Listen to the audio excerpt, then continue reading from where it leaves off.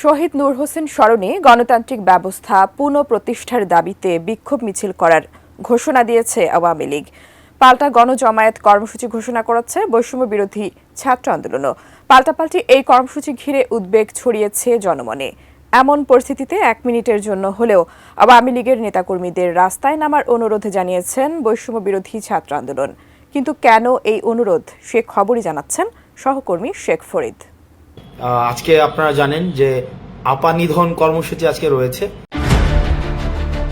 আওয়ামী লীগের বিক্ষোভ মিছিল ঘোষণার প্রতিক্রিয়ায় 10 নভেম্বর সকাল থেকে রাজধানীর বঙ্গবন্ধু এভিনিউয়ে দলটির কেন্দ্রীয় কার্যালয়ের সামনে অবস্থান নিয়েছেন বিএনপির নেতাকর্মীরা। তবে কোথাও দেখা যায়নি আওয়ামী লীগ, যুবলীগ ও ছাত্রলীগ নেতাকর্মীদের। ওরা হচ্ছে নৈতিকভাবে দেউলিয়া, রাজনৈতিকভাবে দেউলিয়া, সবকিছুতে ওরা হচ্ছে দেউলিয়া। এই দেউলিয়া দল বিদেশে বসে বসে এখন ষড়যন্ত্র করছে। এই অবস্থায় অন্তত 1 মিনিটের জন্য হলেও আওয়ামী লীগ, যুবলীগ ও ছাত্রলীগ নেতাকর্মীদের রাস্তায় নামার অনুরোধ জানিয়েছেন বৈষম্য বিরোধী ছাত্র আন্দোলনের আহ্বায়ক হাসনাত আব্দুল্লাহ।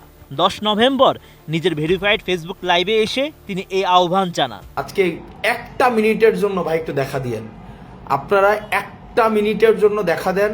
আমাদের দেশের মানুষ আপনাদেরকে একটু দেখতে চায়। দেখা না দিলে বন্ধু কথা কইও না শিরোনামে দেওয়া ভিডিও বার্তায় তিনি বলেন। এছাড়াও আওয়ামী সরকারের বিভিন্ন কর্মকাণ্ডের কথা তুলে ধরেন হাসনাত। আপনাদের সাথে একটু কথা কইতে চায়, আপনারা দেখাও দিবেন, একটু কথা কোন প্লিজ। রাস্তায় নেমে আসেন, রাস্তায় নেমে আপনাদের সাথে আমরা একটু দেখা করতে চাই।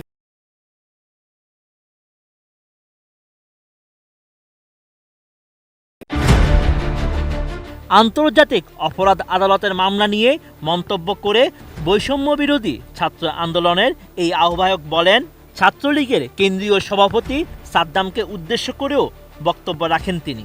এই সময় তিনি বলেন, এই বিদেশে বসে না আসে মাঠে আসেন। এখন আপনি যদি বলেন যে যে মানুষের জনগণ আপনাদের পাশে ছিল, জনগণ পাশে থাকলে আপনার নেত্রী পালাই যেতে হয়েছে কেন? এই মূর্খের দল, তোদের একটু বোঝা উচিত। তোদের ন্যূনতম হচ্ছে এটা যেটাকে আমরা বলি সেলফ স্টিম, এই সেলফ স্টিম থাকা উচিত, আত্মমর্যাদা থাকা উচিত। তোদের ন্যূনতম এই আত্মমর্যাদা থাকা উচিত। মূর্খের দল কোথায়? এটা মূর্খের দল, দেউলিয়া একটা দল।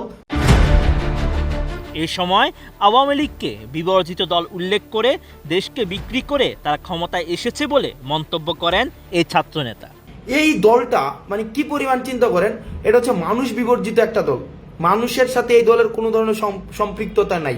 গত 16 বছরে যে এই ধরনের নির্যাতন, নিপীড়ন এরা করেছে, এদের ন্যূনতম কোনো মানবিক অধিকার নাই যে ওরা পরবর্তীতে রাজনৈতিক গ্রাউন্ডে ওদের ব্যাক করার কোনো ধরনের ন্যূনতম অধিকার নাই। এর আগে আওয়ামী লীগের বিক্ষোভ মিছিলের পাল্টা কর্মসূচি ঘোষণা করে বৈষম্য বিরোধী ছাত্র আন্দোলন। আর এই সংগঠনটির অন্যতম সমন্বয়ক হাসনাত আব্দুল্লাহ ও সার্জিস আলম এ নিয়ে ফেসবুকে লিখেন, দেখা না দিলে বন্ধু কথা কইও না। Sheikh Farid, ATN news.